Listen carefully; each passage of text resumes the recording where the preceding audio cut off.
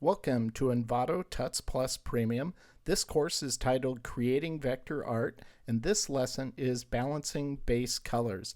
Now that we have all of our base vector shapes completed, in place, and built with precision based off of the drawn form underneath, it's now time to start working in color. Color is very exploratory, very experimentation driven, and all we're trying to achieve in this video is to balance the base colors of our given illustration. That is, these colors will be flat. We're not going to worry about the detailing or using gradients at this point. This is just to establish a base color and balance the colors overall within our given design, and that's what this video is all about. Once you have all your base vector shapes in place, such as we have here, you're ready to do the base coloring.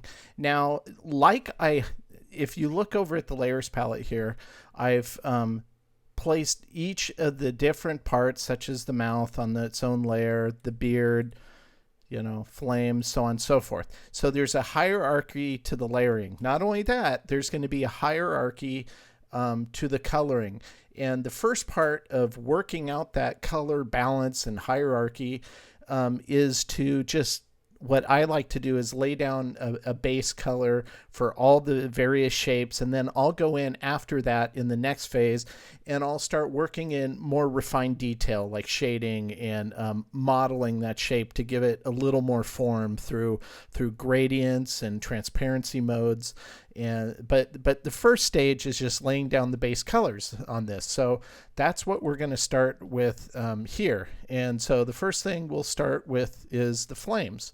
We'll turn, sorry about that. We'll turn everything off except the flames.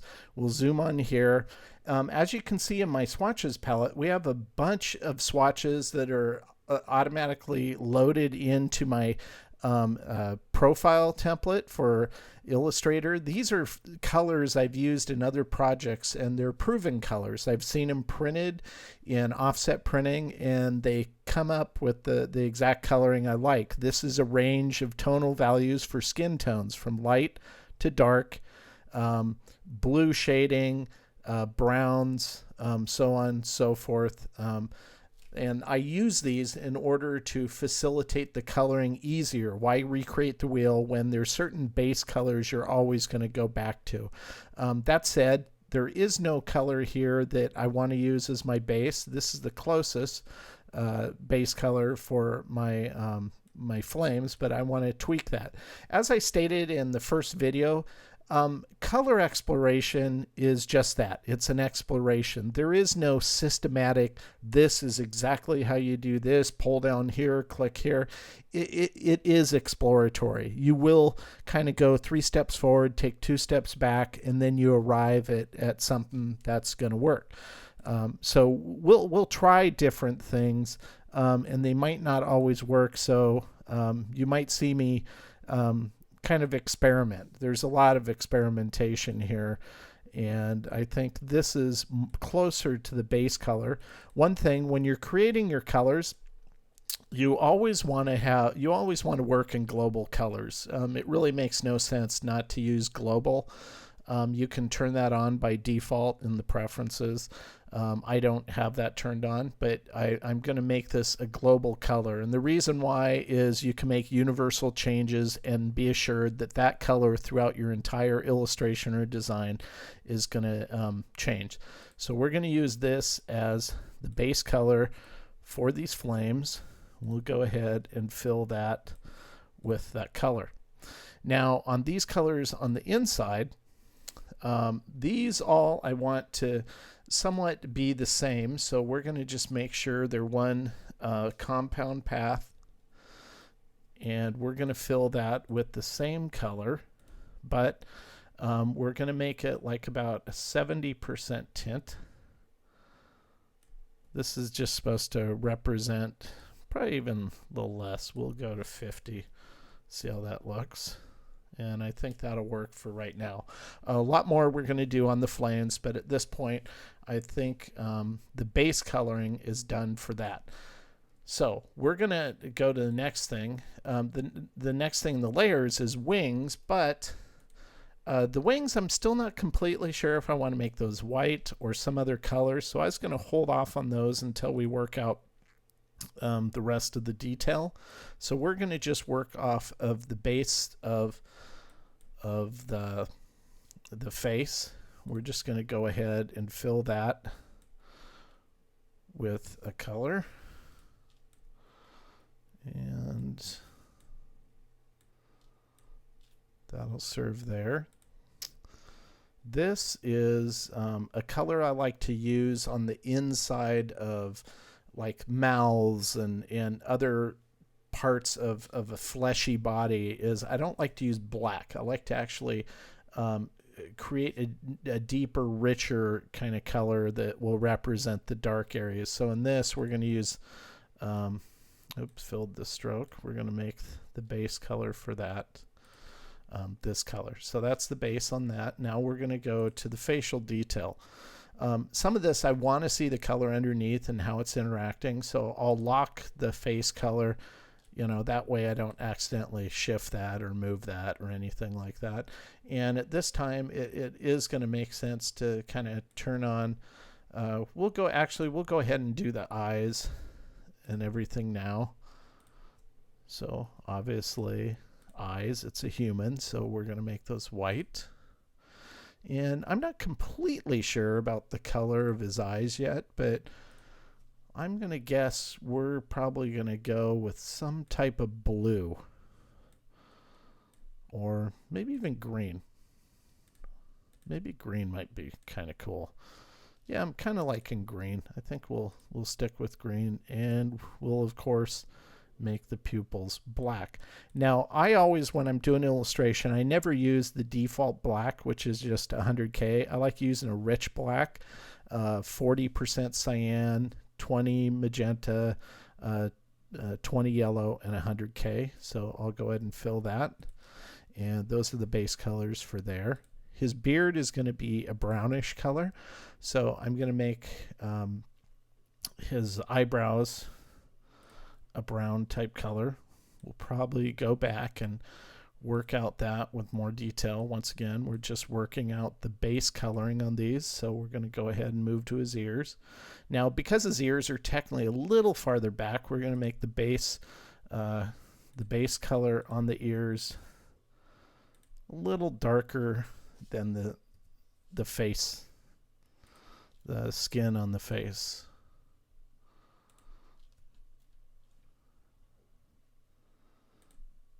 And you can see this is just taking shape. And I like using the eyedrop tool because sometimes it's just faster to do that in order to colorize it. So we're going to go here and make the nose a distinctly different color. I'm just going for a certain kind of feel for this illustration. So we're going to make his nose kind of stand out in that respect. And I'm not completely sure about what will work best for this, but we'll try this. And we'll probably go in later and play with that a little more. These, I'll make one compound path. Fill it with the same color as the nose. There. And then, like with the flames, we're going to make these liver spots a little lighter. That's actually too light, so we'll go there, see how that looks. And I think that looks pretty good. So you can see how this is progressing. You're starting to balance the colors, starting to work out the details, and beginning to bring life to the illustration. This is really flat. This doesn't have any really life to it. Those are the details we'll add as we go along. Here's the mouth.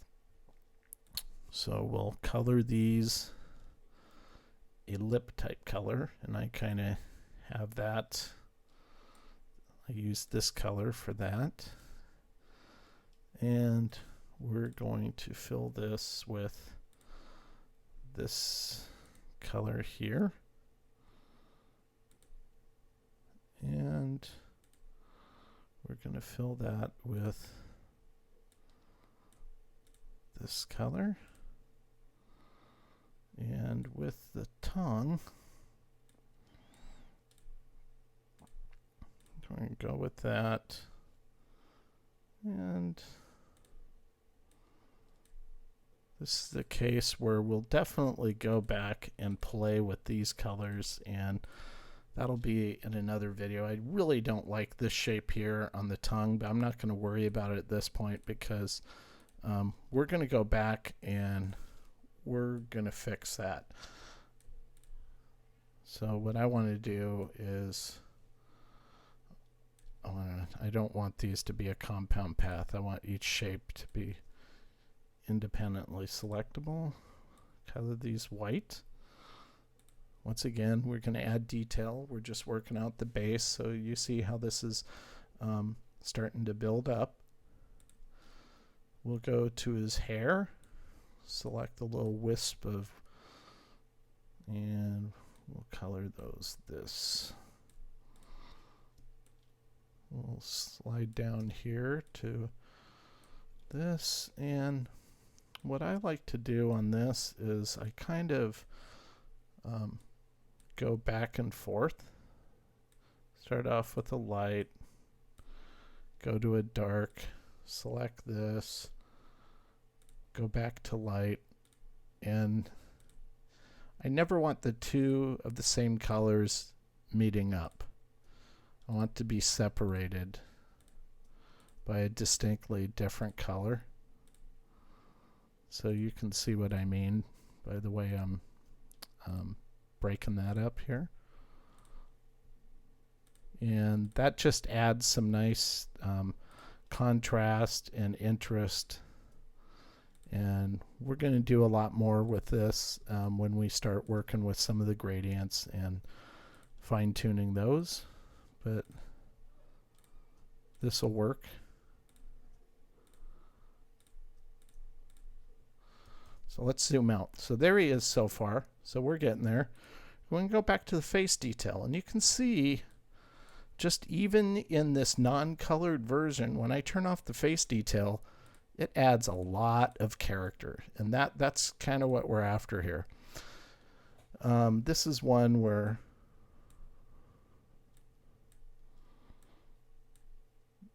we'll start working out the color, and you can see the slight difference in tonal value. We'll go a little more extreme here.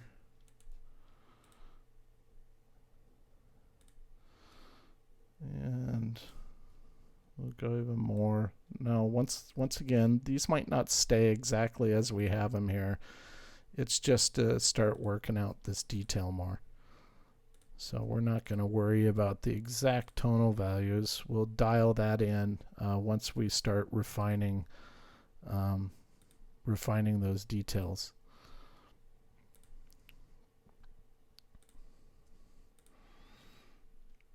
Okay, especially here because we don't want this to be a hard edge down here. So this will actually, we'll do that in the next phase where I'll blend this out using a gradient.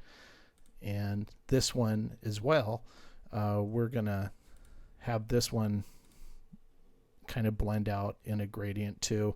But actually, I want to keep this color, not the other color. And we'll just continue to work out these details. Select this and actually make that this color. And so you can see how it's starting to breathe some life to it. It's starting to define the characteristics. Now if we turn on the flames, you get a good idea of what the final artwork's going to look like even at this phase. And I think we will keep these wings white. I think that'll work. And they're going to be mainly defined with the background glow color. That'll define the outer edge. So on some of these, they might look like they're disappearing because we don't have that built in yet. But, you know, don't worry about it. It'll be there. So we're going to select, I'm just going to go ahead and select all of these and just assign them white. And they'll really come to life. That's all we need to do at this phase. They'll really come to life once we start working in the gradients.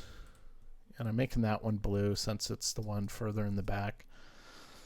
And just to give you an idea, I do have this background shape. Now this background shape is for me to do a glow effect on.